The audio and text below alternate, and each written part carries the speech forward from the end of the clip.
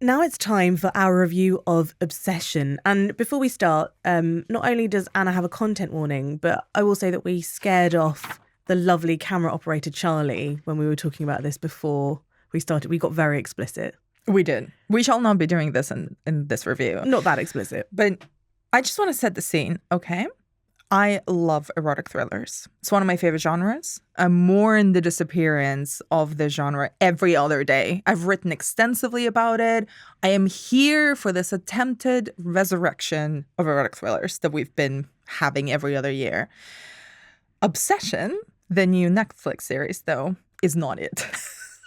And like you mentioned, Rihanna, I just want to give a little content warning for listeners because the show is very explicit in dealing with sex and sexual obsession. So we're going to be talking about erotic scenes. We're going to be talking about sex. So if that makes you uncomfortable in any way or it's not appropriate for someone to listen to this who regularly listens to the show, please skip ahead. We don't want to make anyone uncomfortable, but there's no way to discuss obsession without discussing sex.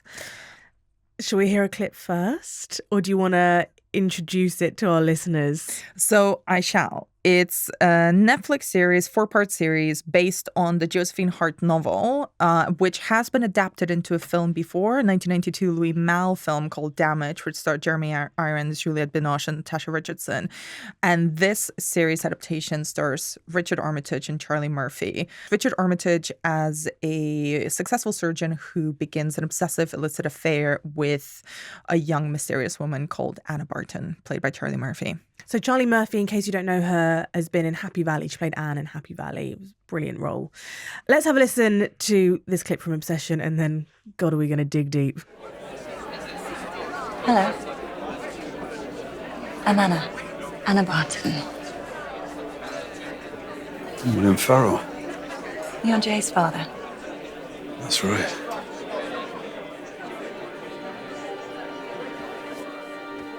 He's really proud of you. Well, it's been pretty secretive about you. I think he's worried about introducing us. Oh, should he be? So, Anna, I mean, I sort of feel like you've made your feelings pretty clear already, but what did you think of Obsession? I mean, I hated it. I am furious at this series. First of all, let me just list all my series of complaints with in this review. First of all, why is it a series? Yeah. There are 4 episodes. 3 of them are about 30 minutes long. The third one is about 40 minutes long. This is a film. It has been forced into a series. There is no dramatic tension in between the episodes. It absolutely does not even need to be a 2+ hour film, let alone a 4-part series. The format is all wrong. It's a B movie. It's a 90-minute B movie at best. I would have loved it if it was a second-rate erotic thriller that is just there for the sexy scenes and for the death, which is what all erotic thrillers are, if you boil them down to it. Yeah. It's dangerous sexuality. It's dangerous affairs. It's sex and death. It's very on the nose. It's this very primal aspect of humanity, right? Because let's be real, sex is one of the most universal experiences for human beings and one of the most complicated ones. You know, not to get too pretentious, it's not this section yet, but there's this famed Oscar Wilde quote, everything is about sex except sex. Sex is about power. And this is exactly the dynamic that the show tries to show us. You know, we meet this very successful surgeon, Richard Armitage plays him, and he meets and becomes instantly enthralled and obsessed with this young woman, Anna Barton, played by Charlie Murphy. However, there is absolutely, and we're not given any reason for this obsession. She looks at him across a crowded room, doesn't she? Oh, and that's it. And that's it. It's done. And that is enough for him to throw his entire life, a beautiful life that he has built with his wife, who is played by Indira Varma, who's absolutely catastrophically misused in the show. She's so cool and understanding, incredible job, incredible lifestyle, really loving, really into sex still with her husband. It's not like They have a great marriage. Yeah. They have a fulfilling marriage. They're a great match. They're really into each other. They have 2 beautiful children who are kind of a teenager and a young adult who's also, a junior doctor trying to emulate his dad.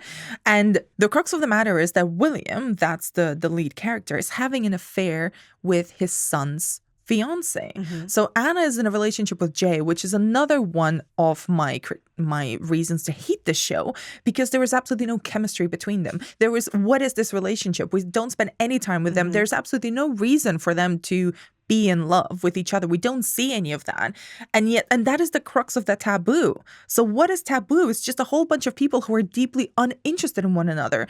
And the main thing, we talked in One Fine Morning about the sizzling chemistry that exists in a film that is very much not trying to be an erotic drama. This is supposed to all be about a physical obsession so intense that you're willing to throw and explode your entire life because you just cannot help yourself about this other person. You just want to touch them and you just want to have sex with them all day, every day, no matter what it costs.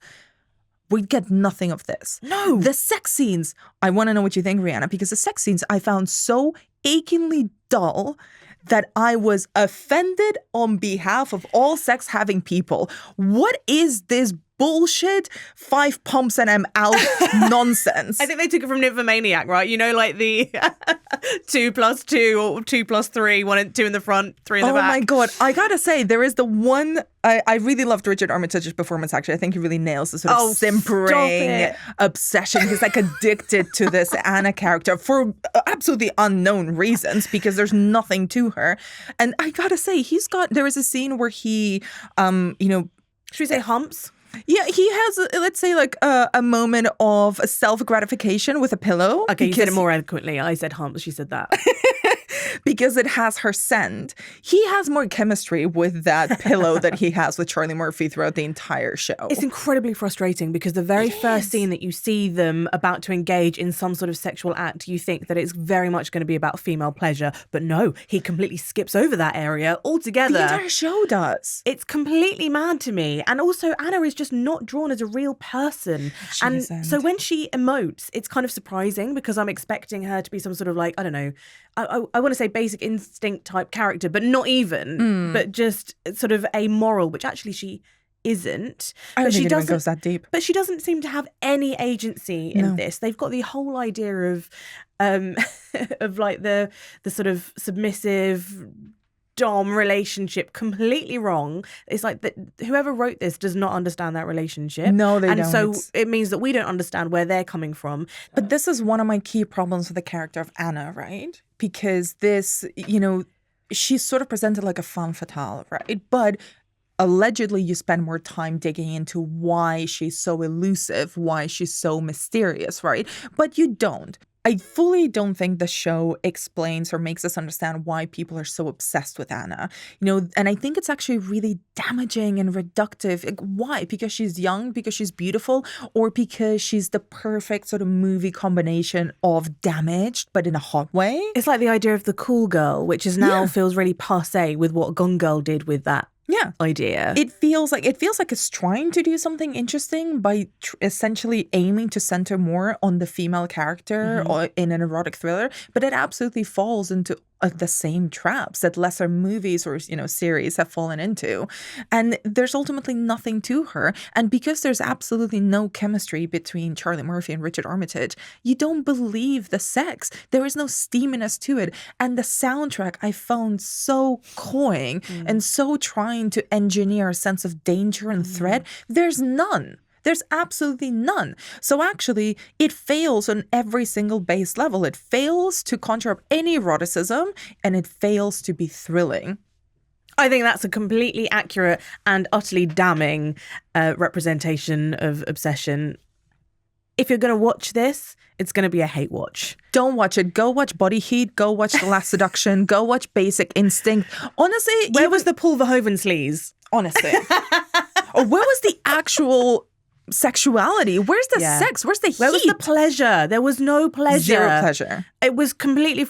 it lost us. It lost us. Thanks very much for watching this video. I hope you enjoyed watching it as much as we enjoyed making it. While you're here, check out all the other videos because they're cool too, aren't they? Yeah, and if you want to keep up to date with everything Kermode and Mayo's take, then check out our social channels. I mean, why wouldn't you? I mean, I would. But I have done. Excellent.